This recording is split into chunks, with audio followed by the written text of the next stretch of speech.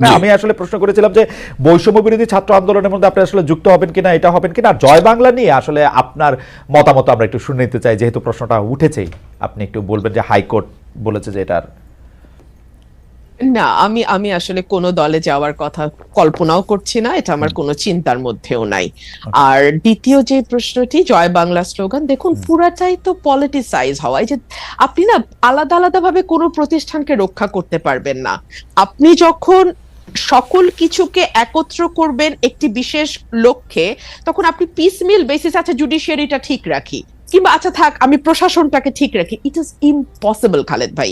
সেই কারণেই যেটা হয়েছে, জুডিশিয়ারির প্রতিটি নিয়োগ, প্রতিটি পদোন্নতি, অ্যাপেলেট ডিভিশনে যাওয়া, অ্যাপেলেট ডিভিশন থেকে কে চিফ জাস্টিস হবেন সেটা নির্ণয় করা, এই সকল কিছুই আসলে রাজনৈতিক সিদ্ধান্তে হয়েছে। এবং আপনি চিন্তা করে দেখেন, এই যে আবারও সেই ইতিহাস টানতে হয়, স্বাধীনতার 54 বছর খালেদ ভাই, হ্যাঁ, আমাদের কিন্তু আকাশের যত তারা আইনের তত ধারা, তাই না? অথচ একটা বিচারক নিয়োগ আইন আমরা কেউ করলাম না। কেন করলাম না? কারণ আমরা না আসলে আমাদের খাস বল্টু পিল্টু লালটুকে বিচারক হিসেবে দেখতে চাই। এবং আমি চাই যে যখন আমি ক্ষমতায় আসব, তখন আমার যা যা মামলা যেভাবে হলে আমার সুবিধা হয়, রায়গুলো শেষে ভাবে হবে। হ্যাঁ, হাসিনা একেবারে নগ্ন ভাবে করেছে বলে না, আমাদের কাছে একেবারে চোখে মনে হয় যেন খুব বেশি আমাদের চোখে লেগেছে। কিন্তু বেরিসা ফারহানা, আপনি যতবার এই কথা বলেছেন, ততবারই আপনাকে এই কথা শুনতে হয়েছে না যে বিএনপি কি তার আগের আমলে করে নাই? আপনি যাদের লালটু পল্টু ঝন্টু মন্টুর কথা বলেছেন, যতবার বলেছেন ততবার তো আপনাকে একই প্রশ্ন বলতে হয়েছে যে বিএনপি কি এটা করে নাই কিনা। নিশ্চয়ই শুনতে হয়েছে, এবং সে কারণে কিন্তু আমি এই পরের লাইনটা যুক্ত করলাম যে হাসিনা যত নগ্ন ভাবে করেছে, কারণ সে সময় পেয়েছে বেশি, তাকে ক্ষমতায় থাকতে হয়েছে ভোট ছাড়া, তাকে তার কাছে পাওয়ার হারানো মানে জীবন হারানোর মতো। সুতরাং তার কাছে যেটা মানে তাকে যেভাবে সকল কিছু ভীষণভাবে ব্যবহার করতে হয়েছে, অন্য গভর্নমেন্টকে ততটা সুযোগও তারা পায় নাই এবং ততটা তাদের ব্যবহারও করতে হয় না। সেই জায়গাটাতে কিছুটা ডিফারেন্স আছে, মাত্রাগত পার্থক্য, let's put it in this way, মাত্রাগত পার্থক্য। হ্যাঁ, সে কারণে আমরা দেখছি যে বাংলাদেশে জাতীয় স্লোগান কি হবে এটাও হাইকোর্ট নির্ধারণ করে। একটা পলিটিক্যাল কোয়েশ্চেন, বাংলাদেশের নির্বাচন কিভাবে হবে, for God sake, it's a political question Khaled ভাই, তাই না? মানে আপনি যেই দলই করেন, যেই মতই করেন, কিংবা আপনি যাই হন না কেন, আপনি যদি সুস্থ মানুষ হন, আপনি যা বুঝবেন যে এটা পলিটিক্যাল কোয়েশ্চেন। কিন্তু এইটাও আমরা না হাইকোর্ট বা অ্যাপেলেট ডিভিশন থেকে এটা করায় নিব। আবার ধরেন আমাদের সংবিধানকে আমরা মোটা দাগে একটা পারিবারিক বইয়ের মতো করে ফেলবো, আমরা যা যা চাই তার সবই সংবিধানে থাকবে, এবং এমন সব অদ্ভুত প্রপোজিশন আমরা সংবিধানে দেব যে আমরা সামনে ভবিষ্যতে যত সংসদ আসবে সেই সবগুলো সংসদকে আমরা বেঁধে ফেলার চেষ্টা করব। মানে তারা কি কি আইন করতে পারবে, কি কি পারবে না, সংবিধানের কোন কোন অংশ তারা 2/3 কেন 3/4 মেজরিটি দিয়েও চেঞ্জ করতে পারবে না, এরকম অংশ আমরা সংবিধানে বলে আবার সেটা লিখে দেব যেটা অপরিবর্তনীয়, which itself is unconstitutional, okay, which itself is unconstitutional.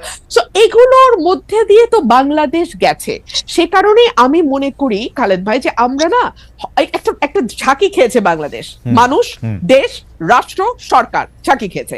কিন্তু এই ঝাঁকিটাতেই যে আমরা একেবারে ঠিকঠাক ফিটফাট হয়ে বিলাতি কায়দার ওয়েস্টমিনিস্টার গণতন্ত্রে অভ্যস্ত হয়ে যাব, কিংবা ইভেন ঘরের পাশের ভারতের গণতন্ত্র আমরা বুঝে যাব, এটা ভুল।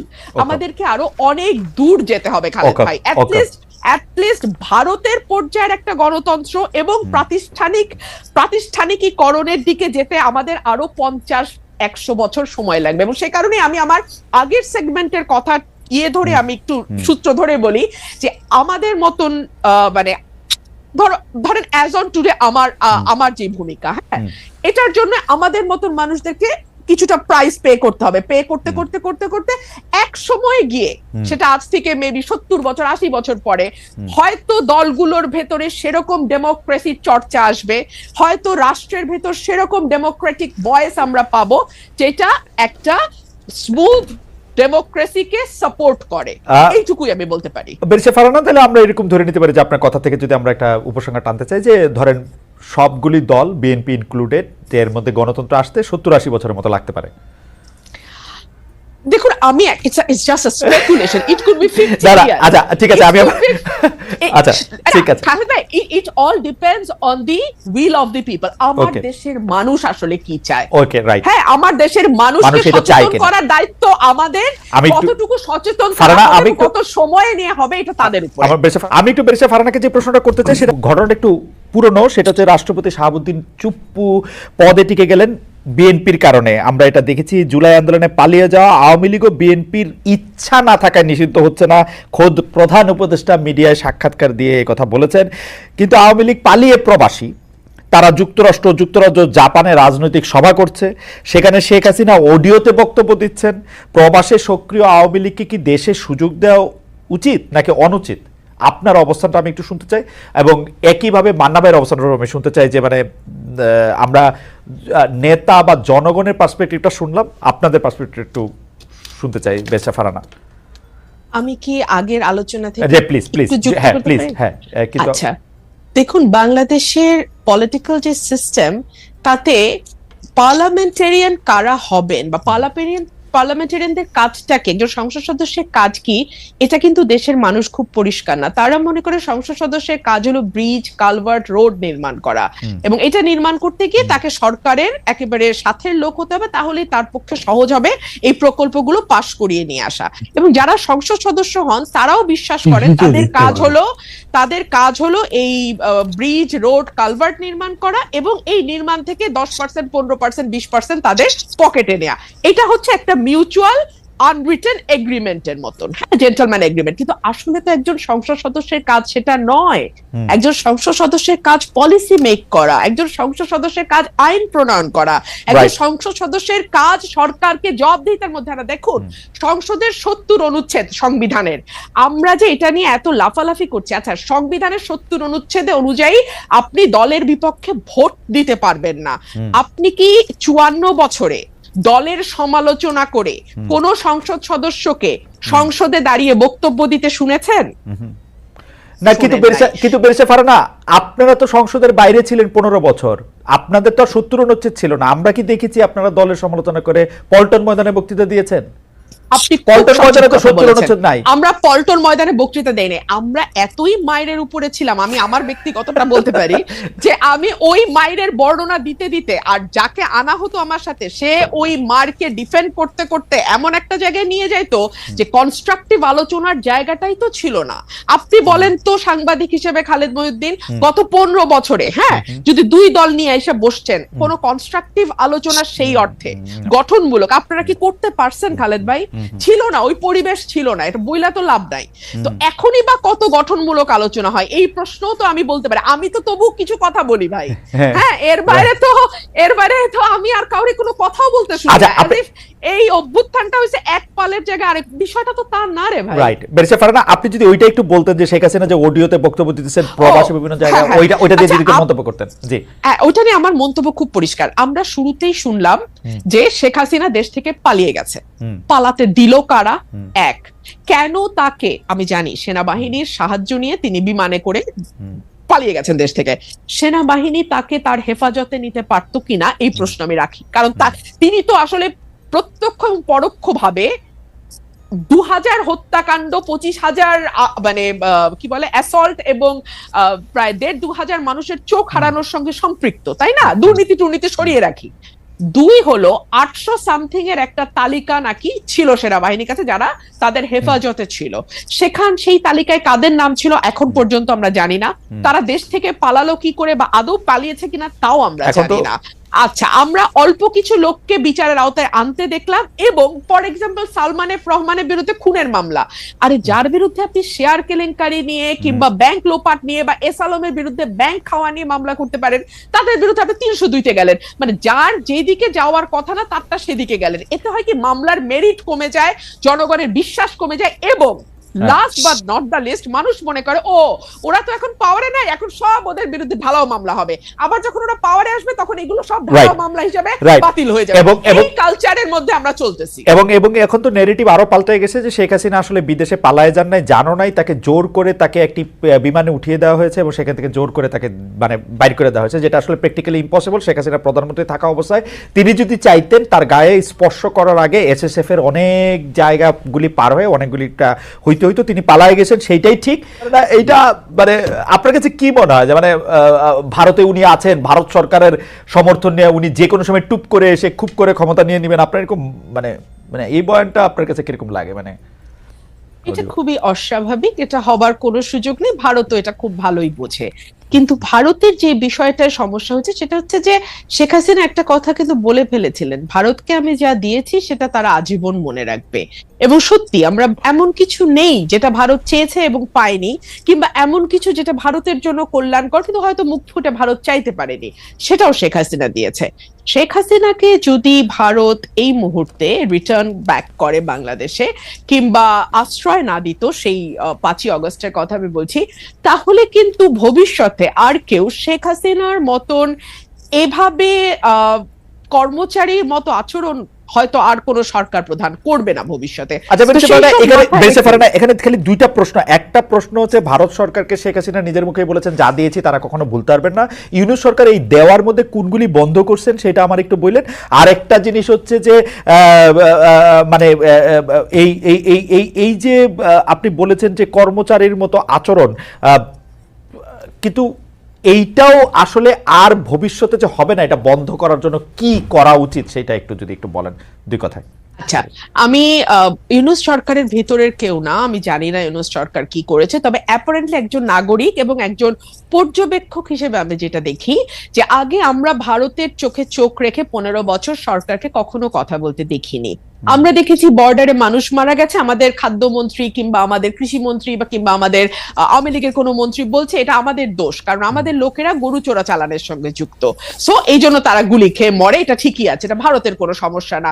আমরা দেখেছি তিস্তা নদীর পানি ভারত বলছে যে এটা মমতার আপত্তির কারণে দিতে পারছে না, যদিও ভারতের কনস্টিটিউশন ধরে আমি আপনার শোতেই দেখিয়েছিলাম যে কেন্দ্রীয় সরকার চাইলে আরেকটা মানে দেশের সঙ্গে যে কোনো চুক্তি, যে কোনো ট্রিটি তারা করতে পারে, রাজ্যের অনুমোদন লাগে না। কিন্তু আমরা দেখেছি আমাদের সরকার আবার গলা বাড়িয়ে বলছে আসলে সত্যিই তো ভারতে কি করবে, মমতাই তো দিচ্ছে না, পশ্চিমবঙ্গের জন্য ভারত পারছে না, উল্টো আমরা দেখছি ফেনী নদীর পানি তারা দিয়ে এসছে। মানে এগুলো কিছু এক্সাম্পল দিলাম, এই জায়গাগুলোতে আমার মনে হয়েছে অ্যাটলিস্ট সরকার চোখে চোখ রেখে কথা বলছে। এবং দেখুন, প্রণয় ভার্মাকে ডেকে আনা, তলব করা, সাদা বাংলায় তলব করা, এটা কিন্তু আমরা এত বছর এভাবে তলব করার কালচার দেখি নাই।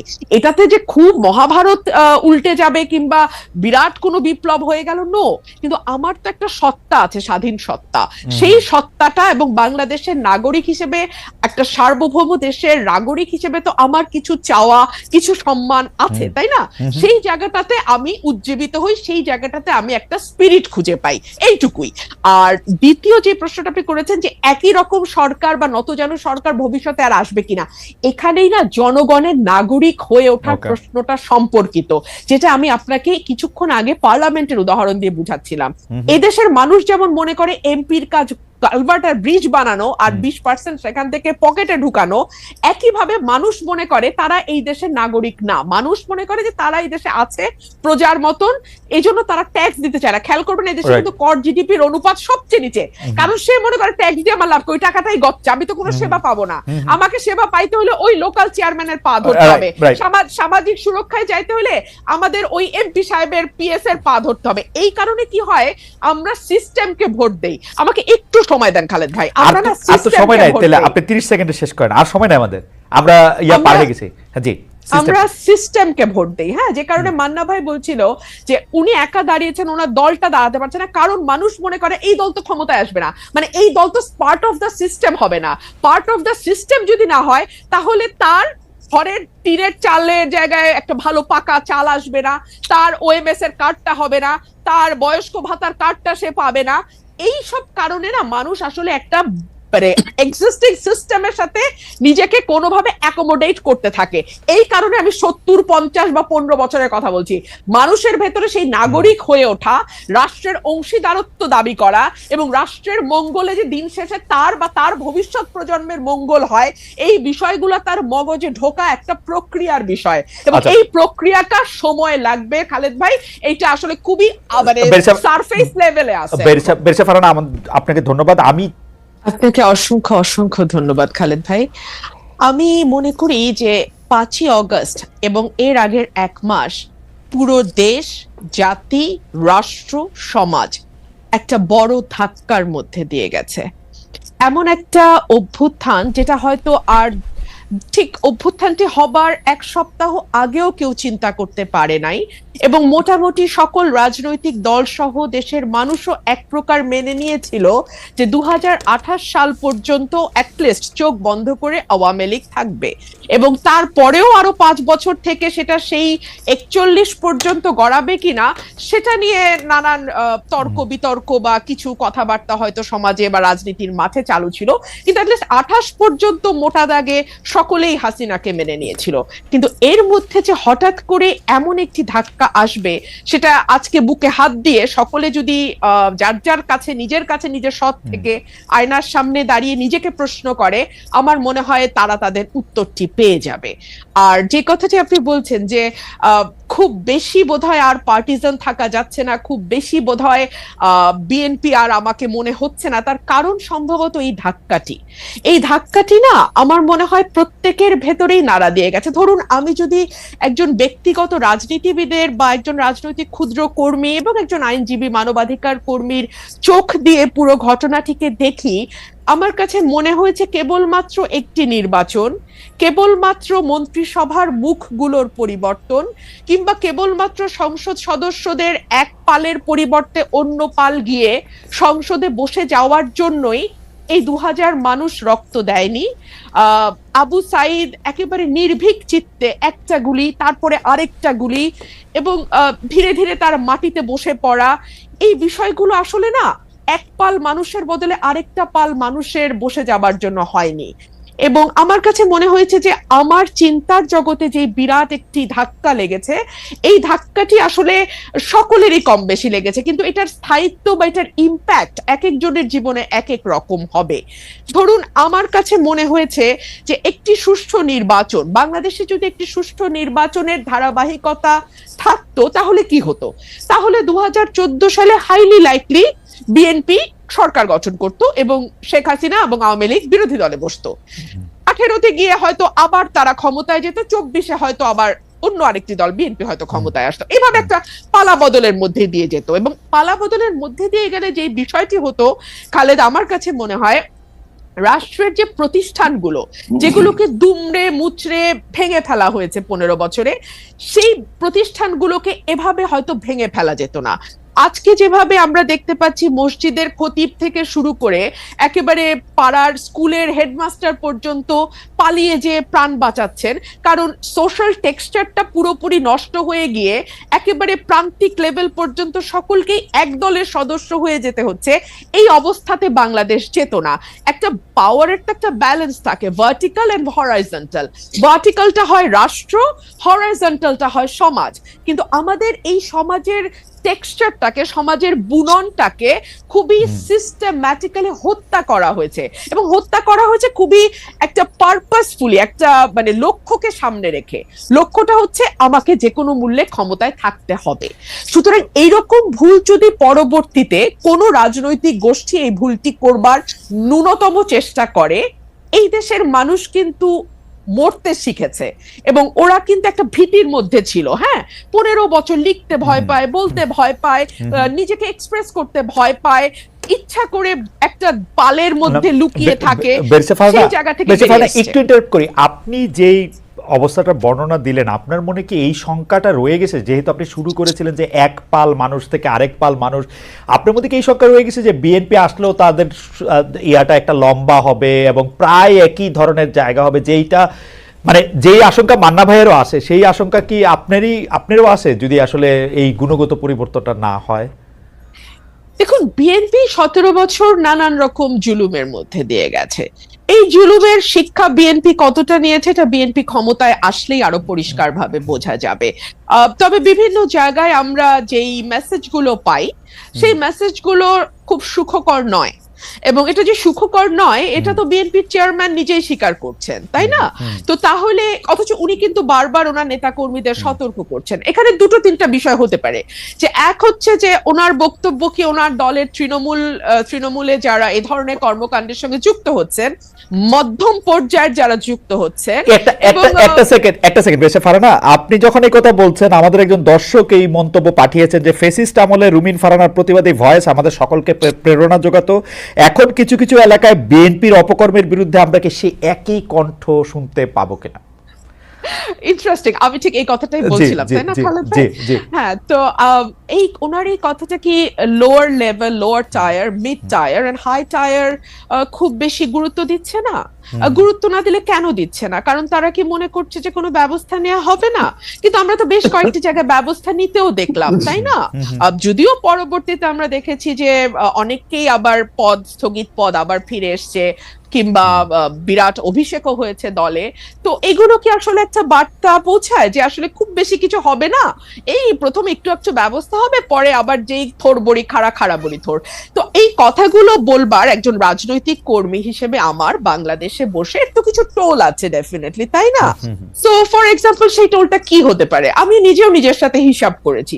সেই টোলটা হতে পারে যে হয়তো আমাকে নমিনেশন দেওয়া হবে না, মন্ত্রিত্বের হয়তো প্রশ্ন থাকবে না। কিন্তু দেখুন, একটা রাষ্ট্র গঠন করতে এই ছোট ছোট জিনিসগুলোতে ছাড় দেয়া, আমার এমপি না হওয়া, কিংবা আমার মতন আর 10 জন যদি কারো সাহস, আমি জানি না 15 বছর আমি সাহস দেখি নাই, আগামী 10 বছর আমি সাহস দেখবো কিনা Khaled, I am very sorry. আমি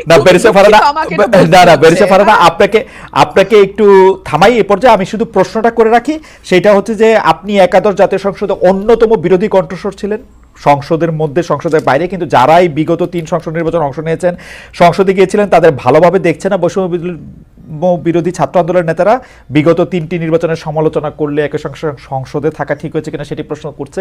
আমাদের দুটি প্রশ্ন, যে আপনি আসলে অন্য কোনো রাজনৈতিক দলে, বিশেষ করে এই বৈষম্য বিরোধী ছাত্র আন্দোলনে যদি একটি রাজনৈতিক দল সংগঠন করে সেখানে আপনি যাবেন কিনা, এক। আর দুই হচ্ছে যে আপনি যে আশঙ্কাটি করছেন যে আসলে নমিনেশন মনোনয়ন না পাওয়ার ব্যাপারে, সেটির ক্ষেত্রে আমি সেটা বলছি না খালেদ, আমি একটু ক্লিয়ার করি, না হলে না খুব একটা হেজি হয়ে থাকে। মানে আমি বলছি এই ঝুঁকিগুলো বাংলাদেশের প্রেক্ষাপটে তৈরি হয়, আমি পাবো না বা পাবো কোনোটাই বলছি না, এই ঝুঁকি তৈরি হয়। এখন এই ঝুঁকি নেওয়ার দেশের স্বার্থে, দেশের কল্যাণ, এবং যে ধরেন একগুচ্ছ মানুষ, কয়েক লক্ষ মানুষের কিন্তু একটা প্রত্যাশা যে 15 বছর তো ওই মানুষটিকে আমরা সত্য বলতে দেখেছি, সাহসী ভূমিকায় দেখেছি, এখন কি তিনি ওই জায়গাগুলোতে কম্প্রোমাইজড হয়ে যাবেন? একটি নমিনেশনের জন্য কিংবা একটি মন্ত্রিত্বের জন্য কোনো কম্প্রোমাইজ করবেন? আমি আসলে বেছে নিয়েছি কম্প্রোমাইজ না করাটাই। ওকে, এবং আমার লোকবল জনবল বেশি, একটু বোস্টফুল নেচারে, একটু হটিনেস, একটু প্রাউড ফিল করে সেটা বলল। মানে অহংকারের একটা ছাপ ছিল তার কথায়, যে তোমার চাইতে আমার সম্পদের পরিমাণ বেশি, যেটা আল্লাহ তাআলা পছন্দ করেন না। এই জাতীয় অহংকারী অ্যাটিটিউড, অ্যারোগ্যান্স বা এই প্রাউড ফিল করে, বোস্টফুলনেস, এটা আল্লাহ তাআলা খুব অপছন্দ করে। সে বললো যে তোমার চাইতে আমার সম্পদও বেশি এবং লোকবলও কিন্তু আমার বেশি, এটা সে বলল। ওদাখলা জান্নাতুহু, সে তার বাগানে, যেহেতু তার চমৎকার বাগান, এই বাগান বাড়িতে সে প্রবেশ করলো, ওয়া হুয়া যালিমুন লিনাফসি, নিজের উপর জুলুমকারী অবস্থায়, অর্থাৎ যা তার বলা শোভনীয় না এগুলো বলছিল সে। কলা, সে বলল মা আদুন্নু আন তাবিদা হাযিহি আবাদা, সে তার বাগান, নাজ নেয়ামত, খাল বিল, ফসল ক্ষেত, এগুলো দেখে অহংকারের এতটা উচ্চ মাত্রায় চলে গেল, সে বলল এগুলো কখনো ধ্বংস হবে না। এই মিস্টেকটা আমরা অনেক সময় করি। আমার যখন সম্পদ আসতে শুরু করে, আমার যখন ব্যাংক ব্যালেন্স আসতে শুরু করে, আমার যখন টাকা জমানো শুরু হয়, আমার যখন একটা গাড়ি হয়, আমার যখন একটা বাড়ি হয়, আমার যখন কিছু ফ্ল্যাট থাকে, আমার যখন কিছু রিয়েল এস্টেট থাকে, এগুলোর দিকে তাকালে মনে হয় আমি কোন হনুরে, আমাকে আর পায় কে, আমার পা আর মাটিতে লাগে না। তো তখন সে মনে করে যে এই অঢেল সম্পত্তি আমার সবসময় থাকবে, আমাকে আর কেউ ছুতে পারবে না। তারও একই অবস্থা হয়েছে, তার সম্পদ দেখে তার এতটাই অহংকার বুকে চেপে বসেছে, সে বলে যে মা দুন্নান তাবিদা হাযিহি আবাদা, এগুলো কখনোই ধ্বংস হবে না। কিন্তু এটা হচ্ছে একটা ভুল ধারণা। সম্পদ হচ্ছে আজ আছে কাল নাই, সকালবেলার ধনীরে তুই ফকির সন্ধ্যাবেলা, আমরা এটা প্রায় দেখি। বিশাল সম্পদের মালিক, বিশাল বড় ব্যবসায়ী, জাহাজ ভর্তি করে মালামাল নিয়ে আসা হচ্ছে, কিন্তু ঘূর্ণিঝড়ের কবলে পড়ে জাহাজও ডুবে গেছে, কন্টেনারও ডুবে গেছে, এখন ঋণের বোঝায় জর্জরিত হয় পথের ফকির। এই পরিস্থিতিটা ঘটাতে আল্লাহর কত সময় লাগে সম্মানিত ভাই এবং বোনেরা, এটা 1 সেকেন্ডের ভরসা নেই। সো সম্পদ যেন আমাদেরকে অহংকারী না বানায়। দেখেন কোরআনের প্যারাবলসগুলা, এক্সাম্পলগুলা, এগুলো কিন্তু আমাদের প্রতিটা যুগের সাথেই কিন্তু খাপ খায়। আমরাও এখন যারা সম্পদশালী, আল্লাহ যাদেরকে আমাদেরকে বানিয়েছেন, আমরা যেন এই অহংকারের মার কাছে পড়ে না যাই। অহংকারের খাঁচা থেকে কিন্তু আমাদেরকে মুক্ত হতে হবে, এবং আমরা যেন মনে না করি যে এগুলো চিরকাল থাকবে। না, যে কোনো মুহূর্তে ভূমিধস হতে পারে, ভূমিকম্প হতে পারে, নানাভাবে লস হতে পারে, বিমান ক্র্যাশ করতে পারে, জাহাজগুলো ডুবে যেতে পারে, শেয়ার বাজারে ধস নামতে পারে। আমার ধনাঢ্যতাকে মুহূর্তে গরিবানা হালাতে নিয়ে যেতে আল্লাহ তাআলার 1 সেকেন্ডও লাগে না। সেটা যেন আমরা ভুলে না যাই। তো সে অহংকার করে বলতেছে যে আমার সম্পদ নষ্ট হবে না কখনো। ওমা আদুন্নু সাআতা কাইমা, এবং সে কিয়ামতও বিশ্বাস করতো না। সে বলছে যে আমি বিশ্বাস করি না যে কিয়ামত হবে। ওলা এর রুজিতু ইলা রাব্বিলা আজিদান্না খায়রাম মিনহা মুনকালাবা, আর রবের কাছে যদি আমাকে ফিরিয়েও দেওয়া হয় এর চেয়ে ভালো কিছু আমি পাবো। মানে তার ধারণা দুনিয়াতে যেহেতু আমি খুব ভালো আছি, শান-শওকতে আছি, আল্লাহ মনে আমাকে খুব ভালোবাসে। সো আমি যদি আখেরাত, প্রথমত তার আখেরাতের ধারণা ছিল না, বিশ্বাস করতো না। আর সে বলতেছে ধরে নিলাম আখেরাত আছে, তার বন্ধুকে বলতেছে তুমি যে এত আখেরাত বলো, ধরে নিলাম আছে, কিন্তু আখেরাতে গেলেও আশা করি আমি এর চেয়ে ভালো কিছু পাবো। এবার তার বিশ্বাসী বন্ধু মুখ খুলল। তাকে যখন অপমান করা হলো যে তোমার চেয়ে আমার সম্পদ বেশি, জনবল বেশি, সন্তান বেশি, সে কিছুই বলেনি।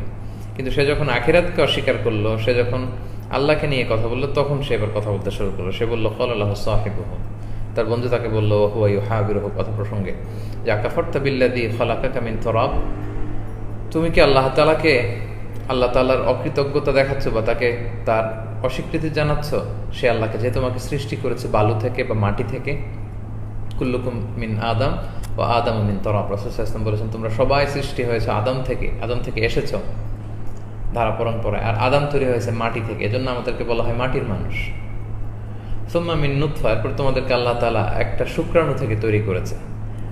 তো আমরা যে এই যে সম্পদের বড়াই করি, আমরা আমাদের অ্যাসেটের যে বড়াই করি, আমরা কোত্থেকে এসেছি একটু ওই দিকে খেয়াল করলেই আমাদের কিন্তু হয়ে যায়। মাটির মানুষ, সামান্য এক ফোঁটা শুক্রাণু থেকে আমরা দুনিয়াতে এসেছি। সো অহংকারের কোনো সুযোগ আমাদের নেই। সে তাকে নসিহত করে বলল যে তুমি এক ফোঁটা শুক্রাণু থেকে এসেছো, সুম্মা সাওয়াকা রাজুলা, এরপর আল্লাহ তাআলা তোমাকে মানব আকৃতি দান করেছেন। সে আল্লাহকে তুমি অস্বীকৃতি জানাচ্ছ, তার অস্বীকৃতি করছো, অস্বীকার করছো তাকে। ওয়ালাকিন্নাহু আল্লাহু রাব্বি, কিন্তু সে আল্লাহই হচ্ছেন আমার রব। ওয়ালা উশরিকু বিরাব্বি আহাদা, আমি আমার রবের সাথে কাউকে শরীক করি না।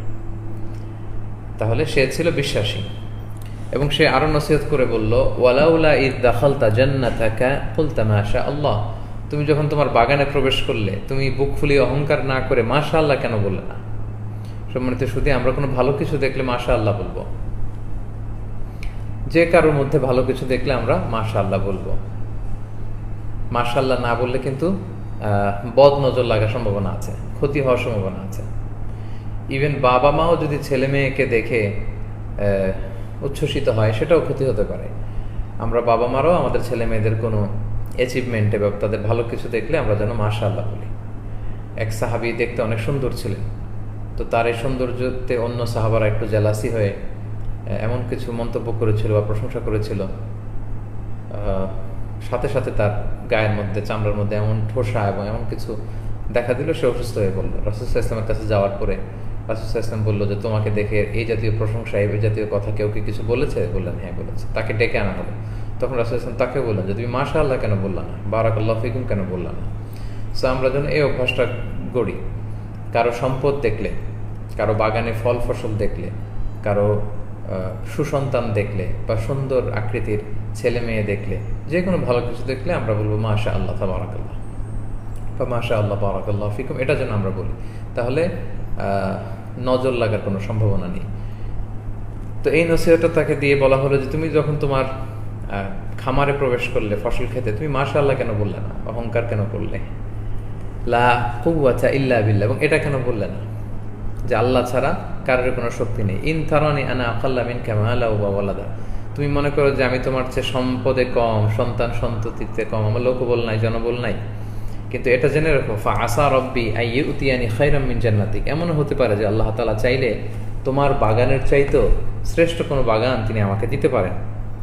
এবং তোমার এই অহংকারের কারণে, অধ্যত্বপূর্ণ আচরণের কারণে ওয়ায়ুরসিলা আলাইহা হুসবানাম মিনাস সামা, হতে পারে আকাশ থেকে এমন কোনো বিপদ, এমন কোনো আগুন, এমন কোনো কিছু তোমার বাগানে আল্লাহ তাআলা কিন্তু পাঠাতে পারেন। ফাতুসবিহা সাঈদান সালাহা, তখন তৃণলতাহীন একটা মরুভূমির মতো পরিণত হবে তোমার বাগান। সো অহংকারের কোনো সুযোগ নেই। তুমি যে অহংকার দেখালে আল্লাহ চাইলে কিন্তু মুহূর্তে ধ্বংস করে দিতে পারে। আও ইউসবিহা মাউহা গাওরা ফালান তাস্তাতিআ লাহু তালাবা, অথবা তোমার যে এই যে এত সুন্দর পানির ব্যবস্থাপনা আল্লাহ করেছেন, মুহূর্তেই এই পানির লেভেল, তো ওয়াটার লেভেল নিচে চলে যেতে পারে, সমতল থেকে ভূগর্ভে চলে যেতে পারে, তখন তুমি পানি পাবে কোত্থেকে? সো অহংকারের কোনো সুযোগ নেই। এবং সে যা আশঙ্কা করেছিল তাই হলো। আল্লাহ তাআলা সেই কাফির সম্পদশালী খামারের মালিকের প্রতি অসন্তুষ্ট হলেন এবং তাকে পরীক্ষা করলেন। বা ওহাইতা বিসামারি, তার সব সম্পদগুলো, তার ফল ফসলগুলোতে আল্লাহ তাআলা আযাব পাঠালেন। ফা আসবাহা ইউকাল্লিবু কাফাই, ওই আযাব এসে সব ধ্বংস করে দিল। পানি চলে গেল নিচে, আঙ্গুর ক্ষেত ধ্বংস হয়ে গেল, তার অন্যান্য ফসল সব ধ্বংস হয়ে গেল, তার খেজুরের বাগান ধ্বংস হয়ে গেল। এগুলো দেখে এবার সম্পদশালী সে বন্ধু ফাসবাহা ইউকাল্লিবু কাফাই, হাত কচলাতে লাগলো আলা মা আনফাকা ফিহা, এখানে যে সে শ্রম দিয়েছে, ইনভেস্ট করেছে, খরচ করেছে, এই কারণে হায় রে এত টাকা ইনভেস্ট করলাম, এখন তো আমার সব শেষ। ওয়াহিয়া খাওয়িয়াতুন আলা উরুশিহা, এবং সে এসে দেখলো যে তার খেজুর গাছ ভেঙে, আঙ্গুরের মাচাগুলো ভেঙে সব উলটপালট হয়ে পড়ে আছে। খাওয়িয়াতুন আলা উরুশিহা কোরআনের একটা স্পেশাল এক্সপ্রেশন, বিভিন্ন সূরাতে আল্লাহ এটা বলেছেন। এটা হচ্ছে আপসাইড ডাউন, অর্থাৎ উপরকে, ছাদকে আল্লাহ নিচে নিয়ে যাবে, নিচকে আল্লাহ উপরে নিয়ে যাবে, মানে একেবারে ওলট পালট করে দিয়েছেন আল্লাহ তাআলা আযাব দিয়ে, ফসলগুলো ধ্বংস করে দিয়েছেন। এবার সে বলতে আরম্ভ করলো ইয়াকুলু ইয়া লাইতানি লাম উশরিক বিরাব্বি আহাদা, হায় রে আমি যদি আল্লাহর সাথে শরীক না করতাম, আমি যদি শুকরগুজার বান্দা হতাম, তাহলে তো এই বিপদে পড়তে হতো না। এখন সে বুঝতে আরম্ভ করলো আযাব আসার পরে। আল্লাহ তাআলার ফয়সালা হচ্ছে আযাব আসার পরে কেউ যদি সংশোধন হতে চায়, তখন আল্লাহ তার তওবা কবুল করেন। প্রিয় দর্শক, আসসালামু আলাইকুম, সবাইকে আজকের ভিডিওতে স্বাগতম। তো আজকের এই ভিডিওটি দেখে আপনার মূল্যবান মতামত অবশ্যই কমেন্ট বক্সে জানাবেন। রুমিন ফারহানা বিএনপি থেকে বহিষ্কার হয়েছে, সেটি আপনি আমি সবাই কম বেশি জানি। আজকের এই ভিডিওটি দেখলে আপনি বুঝতে পারবেন রুমিন ফারহানা দল মত নির্বিশেষে কথা বলার চেষ্টা করছে। তো আপনাদের কাছে কী মনে হয় সেটি অবশ্যই কমেন্ট বক্সে জানিয়ে যাবেন। প্রিয় দর্শক, মিজানুর রহমান আজহারীর বক্তব্য ছিল শেষ অংশে। তো মিজানুর রহমান আজহারী সাহেবের বক্তব্যগুলি আপনাদের কাছে কেমন লাগছে? আমি এই চ্যানেলে যদি মিজানুর রহমান আজহারী সাহেবের বক্তব্য আপলোড করি, যদি আমরা মিজানুর রহমান আজহারীকে আনার চেষ্টা করি, তাহলে দেখা যায় সবাই পছন্দ করেন। সেই জন্য মিজানুর রহমান আজহারীকে লাইভে আনা হয়েছে এবং তার বক্তব্য আপনাদেরকে শোনানো হয়েছে। তো কথাগুলি কতটা যৌক্তিক ছিল, দুইজনের ভিতর কার কথাগুলি বেশি যৌক্তিক ছিল, সেটি অবশ্যই কমেন্ট বক্সে জানাবেন। প্রিয় দর্শক, আপনাদেরকে অনুরোধ করব আমাদের এই ইউটিউব চ্যানেলটি একটি সাবস্ক্রাইব করে দিবেন এবং একটি লাইক দিবেন এবং আপনার মূল্যবান মতামত অবশ্যই কমেন্ট বক্সে জানাবেন।